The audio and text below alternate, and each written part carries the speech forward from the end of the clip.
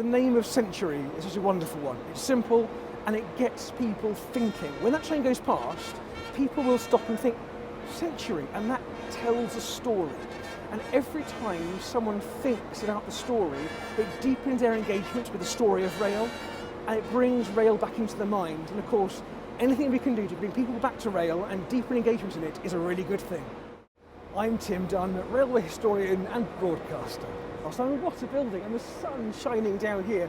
What a location to have an LNER train, of course, being named for the very first time in a very long time.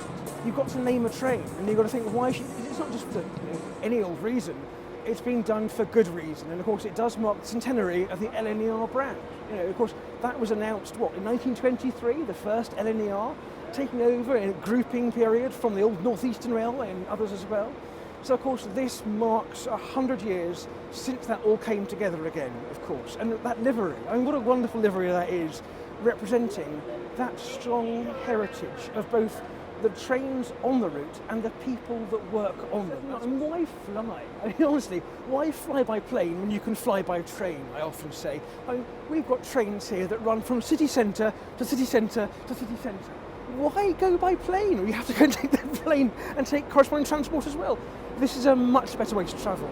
Are these eco trains? They certainly are. Why are they eco trains, Tim? Well, of course, these are electric from start to finish. And of course, actually, I just got a test last night. I looked up, as I was going last night from London to York, I looked up my national grid little chart, and live at that minute, the national grid was 20% provided by renewables. 20%.